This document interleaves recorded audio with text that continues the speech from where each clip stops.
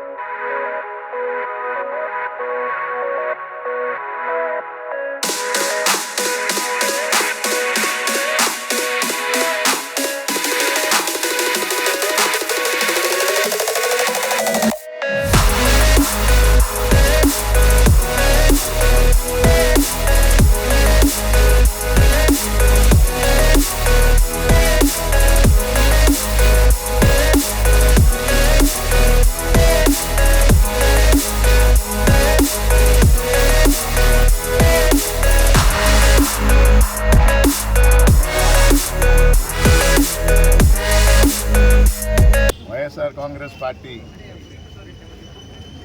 అధినేత శ్రీ వైఎస్ జగన్మోహన్ రెడ్డి ఆదేశాల మేరకు 40% ఆంధ్ర రాష్ట్రంలో మనకు ఓటేశారు. ఒక సింగిల్ పార్టీగా వారు పడుతున్న కష్టాలని ప్రభుత్వాధికారులకు తెలియజేసిన బాధ్యత మన మీద ఉంది. ఒక్కొక్క రంగంలో ఎవరు ఎలాంటి బాధలు పడుతున్నారని తెలియజేయాల్సిన బాధ్యత ఉంది. కాబట్టి ఈరోజు విద్యుత్ మీద జరుగుతున్న నడ్డి విరగ్గొట్టే కార్యక్రమాన్ని అధికారులకు తెలియజేయడం జరిగింది. శాంతియుతంగా కూటమి నాయకులను గుర్తించడం మనం మాటిచ్చామే, ఇచ్చి మోసం చేసాం అని మనసులో అనుకోవచ్చు. కానీ ఇచ్చిన మాట 6 నెలలకే తప్పుతూ ఉంటే ప్రజలు ఏమనుకుంటారు, వారి రియాక్షన్ ఎలా ఉంటుంది అని రెండో ఆలోచన లేకుండా ఈ విషయం మీరు శాంతియుతంగా చేసినా కూడా మేము అడ్డుకుంటామని ఇప్పుడే వస్తూ ఉంటే కొందరు నాయకులు అడ్డుకోవాలని ప్రయత్నించడం జరిగింది. మీరే సాక్షి.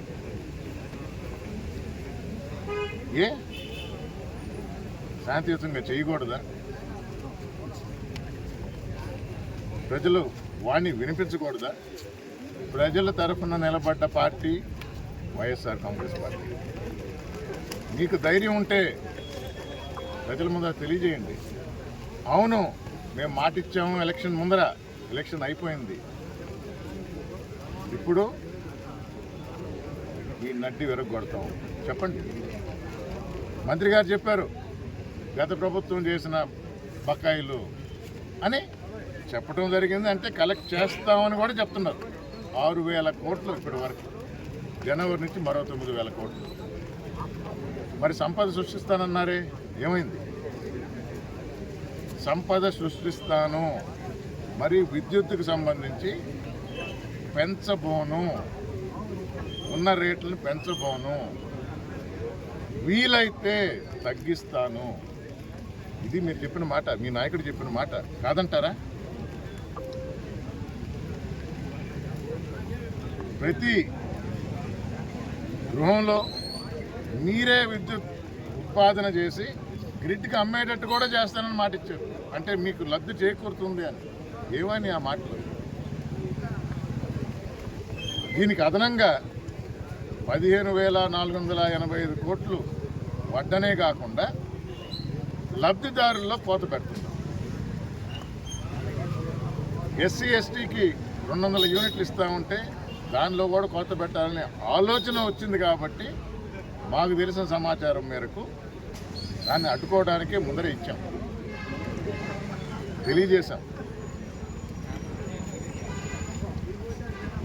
మేము చేస్తున్నది శాంతియుతంగా నిరసన కార్యక్రమం అంటే ప్రజావాణిని వినిపించడం. ప్రభుత్వంలో మీరున్నారు. 175 అసెంబ్లీ నియోజకవర్గాల్లో ఈరోజు ఒకేసారి ఈ విధంగా రిప్రజెంటేషన్ ఇవ్వటం జరిగింది. స్వీకరించండి, చూడండి, సరైన జవాబు ఇవ్వండి, లేదా సరి చేసుకోండి. ప్రజల కోసం ఉన్నాం మనం. జగన్మోహన్ రెడ్డి గారు మంచి పని చేస్తే దాన్ని కొనసాగించండి, లేదా దాన్ని మెరుగుపరచండి. అంతేగాని వెనక్కి తీసుకుని వెళ్ళదు. ఆంధ్ర రాష్ట్రం అంటే ఒక్క అమరావతి కాదు, అన్ని రంగాల్ని పట్టించుకోండి, అందరి ప్రజల సమస్యలని పరిష్కరించండి. కొత్తగా వాళ్ళకి ఏమి చేయలేకపోయినా కొత్త పనులు విధించొద్దు, కొత్త కష్టాలు తీసుకొని రావద్దు. కరోనా సమయంలో కూడా ప్రజలు వెంట ఉన్న పార్టీ వైఎస్ఆర్ కాంగ్రెస్ పార్టీ, మా అధినేత జగన్మోహన్ రెడ్డి గారు. మీకు ఎన్నో ఆలోచనలతో చంద్రబాబు నాయుడు గారు ఎంతో అనుభవం ఉన్న వ్యక్తి. ఆ అనుభవంతో మాటిచ్చారు, సంపద సృష్టిస్తాను అని. తెలియజేయండి జనాలకి, లేదా ఉన్న మాట ఒప్పుకోండి. సంపద సృష్టి అంటే అప్పు చేయటమేను. జగన్మోహన్ రెడ్డి గారి కన్నా నేను 4 ఎక్కువ చదివాను, తక్కువ కాలంలో ఎక్కువ అప్పు ఎలా తేగలనో చూపిస్తాను. ఇదేనా మీ సంపద సృష్టి? చేయండి, చెప్పండి. మీరు చెప్పకపోయినా ప్రజలు గుర్తించారు, గమనించారు. మేము వారి తరఫున ప్రభుత్వానికి ఈ అభ్యర్థన ఇస్తున్నాం, ఈ రిప్రజెంటేషన్ ఇచ్చాం. మంచి హృదయంతో మన ఆంధ్ర రాష్ట్ర ప్రజలు అని మనసులో పెట్టుకొని వారికి ఏ విధంగా మంచి చేయాలి, ఏ విధంగా ఆంధ్ర రాష్ట్రాన్ని ముందుకు తీసుకువెళ్ళాలనే ఆలోచనతో పనిచేయండి అని పెద్దలకు కోరుతూ, ప్రభుత్వం ఉన్న పెద్దలకు కోరుతూ సెలవు తీసుకుంటాం.